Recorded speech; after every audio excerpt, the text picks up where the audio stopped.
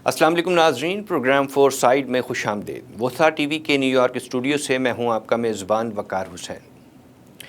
पाकिस्तान की सबसे बड़ी अदालत के अहम फैसले ने मुल्क की सियासत में हलचल बपा करके रख दी है।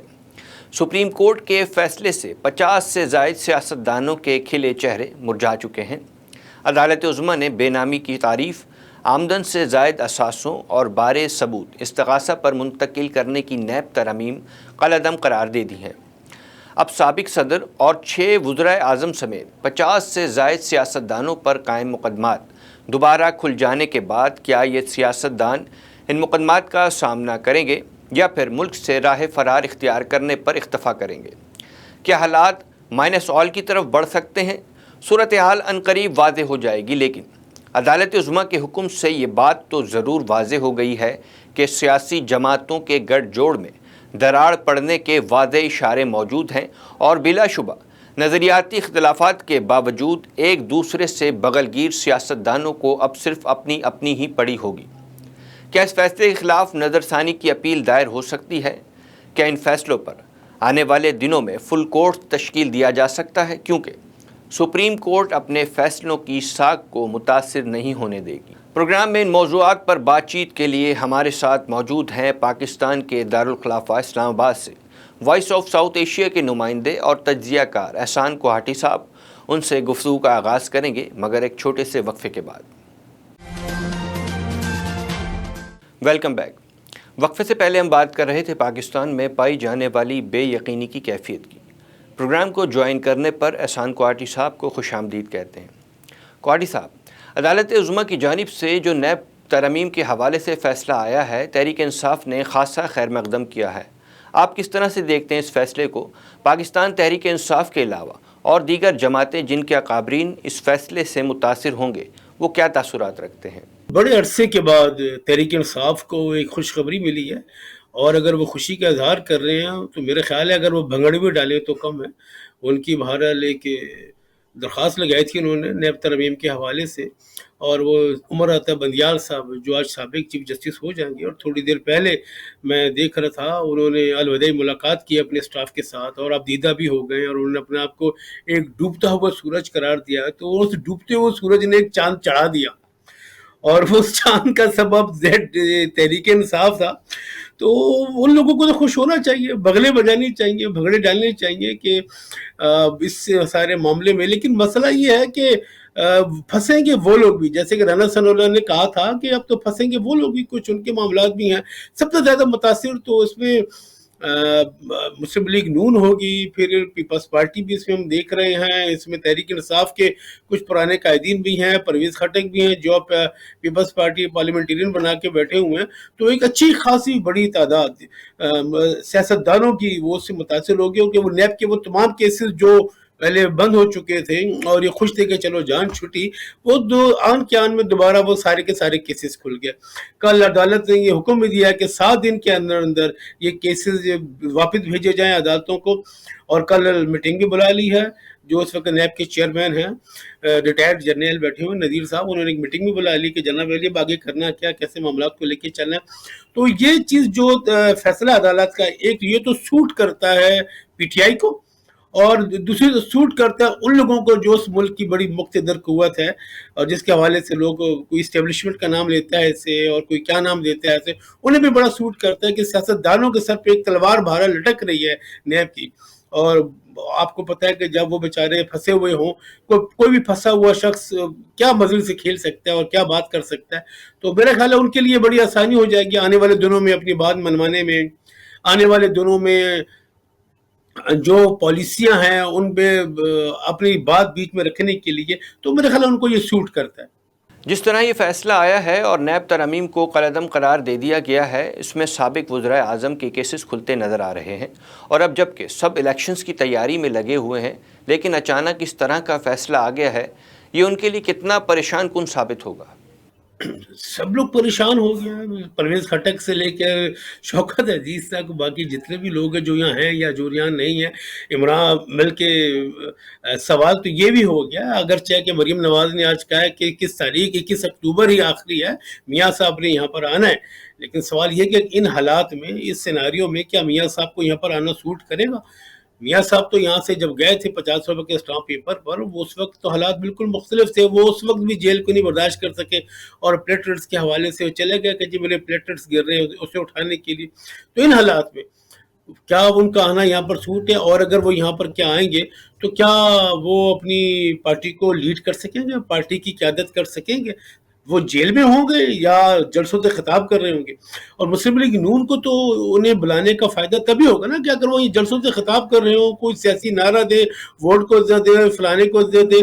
जब वो खिताब नहीं कर सके होंगे और वो अगर जेल में होंगे तो फिर उनको बुलाने का कोई फायदा नहीं। लेकिन एक उम्मीद है 18 सितंबर को जो कोर्ट का जो नए चीफ जस्टिस हैं वो कादी फैज ईसा, वो प्रैक्टिस एंड प्रोसीजर बिल के एक्ट के तहत बैठ रही हैं, कोर्ट बैठ रहे हैं। अगर वो अदालत के इस फैसले को रिवर्स कर देते हैं तो फिर इन सब के चेहरे खिल जाएंगे, बल्ले बल्ले हो जाएगी, अदरवाइज उनके लिए बड़ा मुश्किल होगा और आने वाले वक्तों में लटकती हुई तलवार सर पे तमाम सियासतदानों की होगी, गेम करना ज़रा मुश्किल हो जाएगा। अच्छा क्वाटी साहब, सुप्रीम कोर्ट के इस फैसले को चैलेंज किया जा सकता है? क्या इस फैसले के खिलाफ कोई दरख्वास्त दायर की जा सकती है? कोई अगर इसके खिलाफ दरख्वास्त दायर करेगा तो उसको कोई उसके लिए कोई ख़ास मखसूस लोग दरकार होंगे? इस हवाले से इसका जो कानूनी और आईनी माहिर इसका बेहतर तौर पे बता सकता है, लेकिन मैंने आपसे अर्ज़ किया था कि अभी जो 18 सितंबर को समाअत हो रही है, नए चीफ जस्टिस आके बैठ रहे हैं, वो प्रैक्टिस एंड प्रोसीजर बिल के तहत जो लगा हुआ है केस पे, उस पर बात कर सकते हैं। अगर वो ये कह देते हैं कि सुप्रीम कोर्ट का ये इख्तियार नहीं है और उसने अपने इख्तियार से, अपने कद से बाहर निकली है, अपने इख्तियार से तजावुज़ किया, तो ये केस रिवर्स हो जाएगा। आईनी तौर पर, कानूनी तौर पर कोई कानूनी माहिर इसका बेहतर जवाब दे सकता है कि अब मजीद पोजीशन क्या होगी। लेकिन इस वक्त तो पोजीशन ये है कि फैसला आ गया और जो ये सियासतदान हैं, वो जो तकरीबन 50 के करीब बड़े सियासतदान बनते हैं, उनके सरों पर जो तलवार हट गई थी दोबारा सर पे आके लटकने लगी। और वो तमाम केसेस जो एक अरसे दराज से चले आ रहे थे, जिसके हवाले से ये भी कहा जाता था कि जनाब इस पर तनकीद भी होती थी कि ये गलत है, ये ठीक नहीं है। अच्छा, हम ये भी देखते थे ज़मीन कि सुप्रीम कोर्ट ही बड़ी गरजती बरसी थी। पैरागॉन केस में ख्वाजा साद रफ़ी की जब जमानत का मामला पेश आया था तो मकबूल बाकर साहब वो जस्टिस थे, उन्होंने कहा कि उन्होंने तो सवाल उठा दिया था कि नैब की अहलियत, नैब की काबिलियत क्या है, आप लोग किस तरह से तफ्तीश करते हैं, किस तरह से तहकीकात करते हैं, क्या कुछ कर रहे होते हैं। लेकिन वो उस वक्त इमरान खान वज़ीर आज़म थे तो वो उन्हें सूट करता था कि इन सबको रगड़ के रखें, दबा के रखें। अब सूरत कुछ और मुख्तलिफ है, हालात वाक़यात मुख्तलिफ हो गए हैं। तो अब देखने हैं कि आने वाले दिनों में कौन क्या करता है, किस तरह से चलता है। अगरचे नैब का जो इस वक्त इदारा है वो पहले की तरह बड़ा बाख्तियार हो गया। 40 दिन का रिमांड बड़ा ज़्यादा होता है जी। पहले तो उनको 10 शिकों को चैलेंज किया गया था, जिनमें से 9 शिक उन्होंने रिवर्स कर दिए, वापस कर दिए, 1 शिक बाकी बची है। इन्होंने कहा था किसी 50 जो बढ़ा दी थी कि नैब अगर मामला, किसी भी मामला, कोई भी मामला 50 करोड़ तक का हो तो तब नैब उसमें इन्वॉल्व होगी, और कुछ धोखाधड़ी का या फ्रॉड का केस इतना बड़ा हो कि 100 अफराद उससे मुतासर हो रहे हो तब कोई नैब हाथ डालेगी। वरना फिर ये आपका रिश्वत सतानी सेल हमारा बना हुआ है, इसके अलावा FIA वगैरह, वो इस किस्म के केसेस कहाँ लेती है। और आप जानते हैं कि वहाँ पर तो पॉलिटिकल इन्फ्लुएंस बहुत ज्यादा है। नैब इस मामले में शायद थोड़ा सा बेहतर था। अब आने वालों में देखते हैं कि नैब किस तरह से काम करता है। चीफ जस्टिस रिटायर हो गए और अब नए चीफ जस्टिस ने भी हल्फ उठा लिया है। आपको क्या लगता है उनके लिए किस तरह के चैलेंजेस दरपेश होंगे मुस्तकबिल में? उन्हें कौन कौन से बड़े चैलेंजेस का सामना हो सकता है? कादी फैज़ ईसा साहब का जो टेलीवर है वो उनके लिए मेरे ख्याल में बड़ा, यानी कि अगर ये कहा जाए कि पहले दिन से मैंने आपसे अर्ज़ किया कि प्रैक्टिस एंड प्रोसीजर बिल है सुप्रीम कोर्ट को, उसकी समाज चल रही है और बड़े बड़े भारी भारी केसेस यहाँ पर चल रहे हैं। इस वक्त एक साबिक वज़ीर आज़म जेल में हैं, उनके केसेस लगे हुए हैं और बहुत सारे दीगर केसेस लगे हुए हैं। तो कादी फैज़ ईसा साहब का जो टेलीवर है बड़ा सख्त होगा। अगर ये कहा जाए कि सर मंडवाती ओले पड़े तो ओले उनका मुंतज़िर कर रहे हैं। पहले दिन से उनके पास बहुत सारे केसेस आ जाएंगे। फिर वो खुद एक पोजीशन ले चुके थे उमर आता बंदियाल साहब के दौर में, सुमोटो के हवाले से वो कह सके, उन्होंने कह दिया था कि इसका एक तरीक़ाकार होना चाहिए, जिस तरह से बेंचेस बनते थे उस हवाले से उनका मौक़िफ़ सामने है, उसका एक प्रोसीजर होना चाहिए था। तो अब देखना यह है कि जब खुद चीफ जस्टिस बन जाएंगे तो वो क्या उन तमाम चीज़ों का कितना ख्याल रखते हैं। अगर बेंच बनता है तो किस तरह बनता है, वो उनकी डायरेक्शन पे बनता है, वो एक फ़ोन करते हैं रजिस्ट्रार PRR کو کہ بھئی فلاں فلاں کو شامل کر لو, فلاں فلاں کو نکال لو, ایسا ہوگا یا کوئی طریقہ اڈاپٹ کرتے ہیں. یہ میرے خیال میں سارے سوالوں کا جواب کے لیے ہمیں صرف ایک دن, کل کا دن صبر کر لیں. پیر کے دن میں پتہ چل جائے گا, کچھ اندازہ ہو جائے گا کہ کورٹ کس طرح سے چلے گا. کوہاٹی صاحب, نواز شریف کی واپسی کے حوالے سے کیا کہیں گے؟ انتخابی صورتحال کے حوالے سے کیا لگ رہا ہے آپ کو؟ اور صدر مملکت عارف الوی نے تو نومبر کی تجویز دے دی ہے, کیا اس پر عمل درآمد ہو سکتا ہے؟ دیکھیں, جب الیکشن ہو رہے ہوتے ہیں تو ماحول ہی کچھ اور ہوتا ہے. اگر الیکشن میں اتنا عرصہ ہو جائے تو اس وقت میں آپ سے بیٹھ کے بات نہیں کر پاتا. یہاں سے گاڑیاں گزر رہی ہوتی, جلوس گزر رہے ہوتے, جھنڈے لگے ہوئے ہوتے, بینر لگے ہوئے ہوتے, یہاں پر جلسے ہو رہے ہوتے. ایسا کچھ کی نظر آ رہا ہے؟ میرے خیال میں پرویز خٹک نے پچھلے دنوں نوشہرہ میں جلسہ کیا ہے, اور اس کے علاوہ کون ہے جو جلسے کر رہے ہیں یہاں پر؟ کوئی مارکیٹ میں نکلتا ہے وہ نظر آ رہا ہے؟ سب ڈرائنگ روم کی سیاست کر رہے ہیں. تو مجھے تو نہیں لگتا کہ ایسا کوئی الیکشن کا ماحول ہے. سب انتظار کر رہے ہیں الیکشن الیکشن الیکشن, لیکن الیکشن ہوتے ہوئے نظر نہیں آ رہا. بلاول بھٹو جو ایک باہر نکلے ہیں, وہ انہوں نے ایک کمپین شروع کی ہے. ان کا یہ سوال بالکل بچا ہے کہ جناب عالی, یہ الیکشن ہو رہے ہیں تو کوئی اس کا اناؤنس کون کرے گا؟ صرف ایک پارٹی کو پتا ہے, اور وہ پارٹی یہ کہہ رہی کہ فروری میں الیکشن ہو رہے ہیں, مارچ کے پہلے ہفتے میں الیکشن ہو رہے ہیں. ایون یہ کہ جو نگراں وزیر اعظم ہے وہ سناد اٹھا لیا کہ بھائی مجھے کیوں بیچ میں رگڑ رہے ہو, یہ کام تو الیکشن کمیشن کا ہے, اس سے پوچھ لو.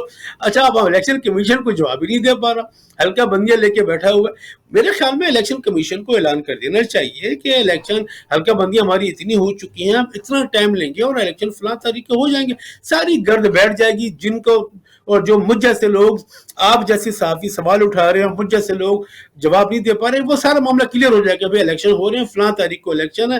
اس وقت تو صورتحال یہ ہے کہ پریس کانفرنسیں ہوتی ہیں اور اعلان ہوتے ہیں, وہ آ رہا ہے, وہ آ رہا ہے, وہ آ رہا ہے, کب آ رہا ہے, الیکشن کب ہو رہا ہے, ہمیں بھی کچھ نہیں پتا. ناظرین, پروگرام میں وقت ہوا ہے ایک چھوٹے سے وقفے کا, تھوڑی دیر میں دوبارہ حاضر ہوتے ہیں.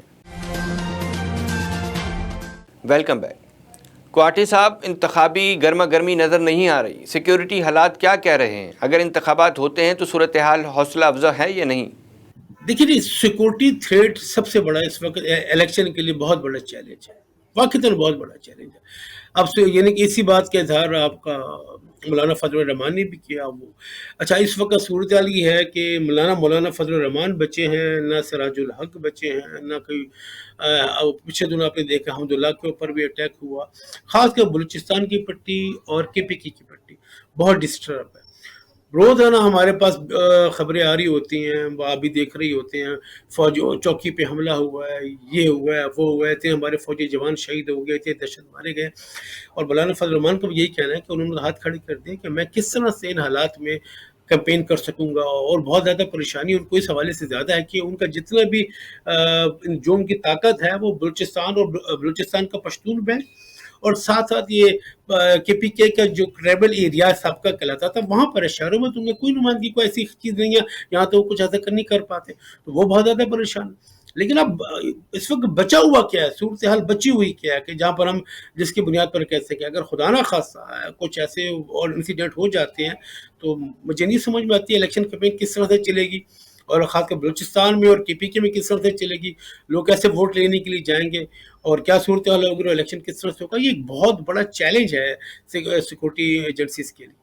نئی حکومت کے آنے تک نگراں سیٹ اپ ہی چلتا رہے گا, لیکن پیٹرول کی قیمت میں اضافہ ہو گیا ہے. نگراں حکومت تو مہنگائی کو روکنے میں کامیاب دکھائی نہیں دے رہی, کیا کہیں گے اس پر آپ؟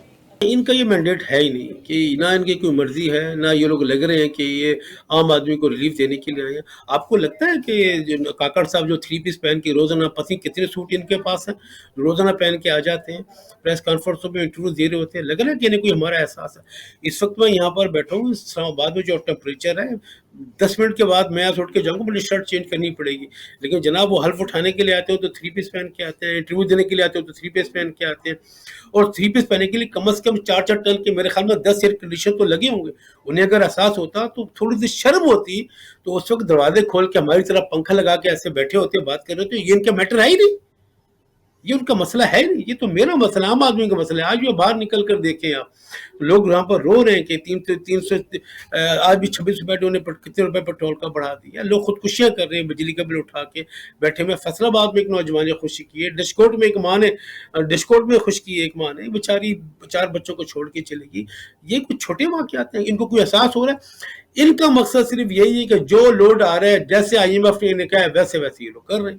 انہوں نے کامیاب نہیں یا ناکام کیا ہونا ہے؟ ان کا تو کوئی مسئلہ نہیں ہے، وہی ان کا للے تللے ہیں، وہی مرسڈیز ہیں، وہی پروٹوکول ہے، وہی گاڑیاں، بلکہ ان کا کیا، میں بات کھل کے کروں گا کہ ہمارے اشرافیہ کو دیکھ لیں آپ، ان کے باغیچے کا مالی کا بل بھی ہم لوگ پے کر رہے ہوتے ہیں، ان کو جو گاڑیوں میں پیٹرول جل رہا ہوتا ہے وہ ہم پے کر رہے ہوتے ہیں، ان کو گرمی نہ لگے، ان کے گھر روشن ہیں، جنریٹر کے گھر میں لگے ہوتے ہیں 22 kVA کے، 4.5 اس کے اوپر 4.5 لیٹر روزانہ کا پیمنٹ ہم کر رہے ہوتے ہیں، ان کے جنریٹر کے لیے 4.5 لیٹر کی پیمنٹ ہم کر رہے ہوتے ہیں۔ یہ بیمار ہو یا نہ ہو 65,000 روپے 70,000 روپے یہ لوگ اپنے میڈیکل الاؤنس لیتے ہیں، کسی نے کہا کہ میں یہ کم کر لیتا ہوں، کسی کو کوئی فرق نہیں پڑے سارے حالات میں، ان کی موجود تو ویسی کی ویسی چل رہی ہیں، وہی ان کا للے تللے، وہی ہٹو بچو، 4 گاڑیاں پیچھے 4 گاڑیاں آگے دوڑتے ہوئے چلے جاتے ہیں، لیٹسٹ نئے ماڈل کی گاڑیاں، کسی ایک سیاستدان کے بتا دیں، اب بڑا آسان طریقہ تھا ہمیں دکھانے کے لیے، ہمارے جیسا ہونے کے لیے، کاکڑ صاحب ایک چھوٹی گاڑی پہ آ جاتے ہیں نا، 3 مہینے کے لیے ایک مثال کام کر دیتے کہ میں مرسیڈیز یوز نہیں کرتا، ہمیں دکھانے کے لیے صحیح اپنی ایئر کنڈیشنر بند کر دیتے کہ لوگوں کا برا حال ہے، بجلی کے بل پے نہیں کر سکتے، مجھے شرم آ رہی ہے، میں کس طرح سے ایئر کنڈیشنر لگا کے 3 بس اور ٹائیاں لگا کے بیٹھوں، انہوں نے کیا، کسی نے بھی نہیں کیا، کسی میں فرق نہیں پڑتا، فرق پڑتا ہے تو مجھ پر اور آپ پر پڑتا ہے۔ جی، لیکن نگراں وزیر اعظم انوار الحق کاکڑ فرماتے ہیں کہ حالات اتنے سنگین نہیں ہیں کہ جتنے بڑا چڑھا کر بتائے جا رہے ہیں، تو کیا یہ صحیح کہہ رہے ہیں؟ اتفاق کرتے ہیں آپ ان سے؟ کاکڑ صاحب یہ جو لوگ خودکشی کر رہے ہیں یا خوشی میں کر رہے ہیں، جنہوں نے خودکشیاں کیا ہیں، جنہوں نے بجلی کے بل جلائے ہیں، یہ خوشی میں کر رہے ہیں، کس لیے کر رہے ہیں یہ لوگ؟ یہ جو احتجاج ہوا تھا اور جس پر انہوں نے پریشان ہو کے کہا تھا کہ IMF سے ہم بات کرنے چلے ہیں کہ قسطوں کے اندر آپ کو ادائیگی کی ریلیف مل جائے گی، انہوں نے کس لیے کیا تھا؟ حالات بہت برے ہیں اس وقت، یعنی کہ جو بیچارہ مڈل کلاس ہے اور جو لوور مڈل کلاس ہے وہ تو تباہ ہو چکا ہے، بھکاری تو ہاتھ پھیلا کے مانگ لیتا ہے، یہ بیچارہ سفید پوش کس سے بات کرے، کہاں پہ جائے؟ بہت برے حالات ہیں، اگر وہ یہ کوئی کہتا ہے گزارا کرے تو بالکل غلط کہتا ہے، اگر حالات اسی نہج پر ہے تو چند دنوں میں دیکھ لیجیے گا، آپ بجلی کے بل نہیں پے کر پا رہے، یہ کہاں سے آپ اٹھا کے 340 روپے کا اور 336 روپے کا اور 330 روپے کا پیٹرول پے کریں گے؟ کون گاڑیاں چلائے گا؟ اب کرائے بڑھ جائیں گے، ٹرانسپورٹیشن چارجز بڑھ جائیں گے، چیزیں لینے کے لیے جاتے ہیں ہر 10 دن کے بعد بلکہ ہر ہفتے میں کچھ نہ کچھ اضافہ ہو رہا ہوتا ہے، وہ چاول جو 200 روپے کلو ملتے تھے آج 290 روپے کلو مل رہے ہیں، آٹا 150 160 روپے کو مل رہا ہے، کون خرید سکتا ہے؟ کس طرح سے چلے گا یہ سارا معاملہ؟ اور جو یہ کہتا ہے کہ حالات بالکل نارمل ہیں، یقینی طور کے اوپر وزیر اعظم ہاؤس میں رہتا ہے۔ کوارٹی صاحب، اگر موازنہ کیا جائے PTI کا دور کیسا دیکھا آپ نے، اور PDM کا دور بھی یقیناً آپ نے دیکھا ہوگا، دونوں میں کیا فرق ہے؟ عمران خان نالائق تھا، اس کی حکومت نالائق ترین لوگوں پر مشتمل تھی، تو PDM کے بعد بھی کوئی بیربل نہیں تھے، اس کے بعد انہوں نے بھی کچھ نہیں کیا سوائے قرضہ لینے کے علاوہ انہوں نے کیا کیا؟ کوئی ایک پالیسی بتا دیں۔ ابھی میرے خیال میں کچھ معاملات شروع ہوئے تو اس کے لیے بھی یہ ہوگا، اچھا انہوں نے جو قرضہ بھی لیا تو محنتیں کر کے قرضہ لیا، اور بعد میں وہ آ کے میڈیا پہ کہتی رہے کہ ہمارے فلانے کا شکریہ، بیچ میں فلاں پڑا، چین نے فون کیا، سعودیہ نے فون کیا، قطر مدد کو آیا تب ہمیں قرضہ ملا ہے، اس کے علاوہ تو قرضہ بھی نہیں ملنا تھا، اور قرضہ ملنے کے پر انہوں نے جو بھنگڑے ڈالے ہیں، جو انہوں نے لڑیاں پائی ہیں، یعنی کہ سارے پاکستان کے دل در دور ہو گئے، تو یہ تو ایک نالائکیوں کا ایک تسلسل تھا، PDM بھی کچھ فرق تو نہیں تھا، پتہ نہیں کہ نالائکیوں کا سلسلہ کب تک چلے گا، آنے والے دنوں میں بھی اگر کوئی الیکشن آتے ہیں، حکومت بن جاتی ہے، تو مجھے تو ہوپ نہیں ہے کہ وہ ان حالات سے نکل سکے۔ دیکھیں اس کی ایک ہی صورت ہے کہ یہ سارے لوگ مل بیٹھے کوئی مساق معیشت کریں، اور جس طرح سے کوریا نے کیا تھا، جس طرح سے چائنا نے کیا تھا، پوری قوم کو آن بورڈ لیں، یہ لوگ اپنے بڑے بڑے محلوں سے نکلیں، سب سے پہلے اپنے گھروں کو بیچیں کہ نہیں بھائی ہم لوگ ڈیزرو نہیں کرتے جاتی عمرہ کو، بلاور ہاؤس کو، ہمیں شرم آتی ہے کہ ہمارے پاکستانی بھائی اس حال میں رہتے ہیں، تو سب سے پہلے میں اپنا گھر بیچوں گا، سب سے پہلے میں اپنے کپڑے بیچوں گا، نہیں جی یہ کپڑے لے لیں، میں پھٹے پرانے کپڑوں میں ٹھوں، تو یہ اسپرٹ بنے گی تو اس کے بعد ہی ہم لوگ کو آگے چل سکیں گے، ورنہ معاملات چلتے ہوئے نظر نہیں آتے۔ کوارٹی صاحب، جو نقشہ آپ بیان کر رہے ہیں حالات کا، اس سے تو نظر یہ آتا ہے کہ انتخابات ہوں یا نہ ہوں، عام آدمی کے مسائل تو حل ہوتے نظر نہیں آ رہے، اس کے لیے انتخابات ہو بھی جائیں تو آنے والی حکومتیں پریشانیاں کھڑی کر دیں گی، عام آدمی کے مسائل کس طرح حل ہوں گے؟ کیا کہنا ہے آپ کا اس پر؟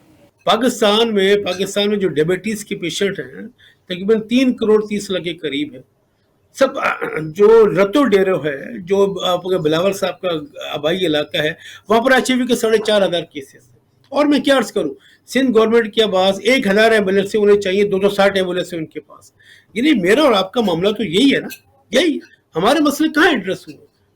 جو حال ہمارا پہلے تھا وہی اس سے برا حال ہمارا آج ہے. تو آپ کو آنے والے دنوں میں کیا لگتا ہے کہ کیا کوئی بہتر رہا ہوگا؟ کیا یہ کوئی اردوغان آ جا رہا ہے جو ہمارے حال بہتر کر دے گا؟ یہاں پر کس کی حکومت آ رہی ہے کہ جو ہمارے معاملات کو بہتر ہو جائے گا؟ یہی تو چند خاندان ہیں. انہی میں سے کوئی ایک آ کے وزیر اعظم بن جائے گا، ہم زندہ باد مرد آباد کرتے رہیں گے. تو آپ کیسے ایکسپیکٹ کرتی ہیں؟ اگر آپ کے پاس ایسی امید ہے اور آپ اتنی خوش گمان ہیں تو میں آپ کو مبارکباد پیش کرتا ہوں. فرانس میں کیا ہوا تھا؟ زیادہ پرانی بات نہیں، انقلاب فرانس کی بات کر رہا ہوں. کیا ہوا تھا؟ گلوٹین لگی تھی نا، ہاتھ چیک کرتے تھے وہاں پر جو انقلابی تھے، کہ جس کے ہاتھ نرم ہوتے تھے، جسم سے خوشبو آتی تھی، اٹھا کے لے جاتے تھے کہ ہم میں سے نہیں ہے.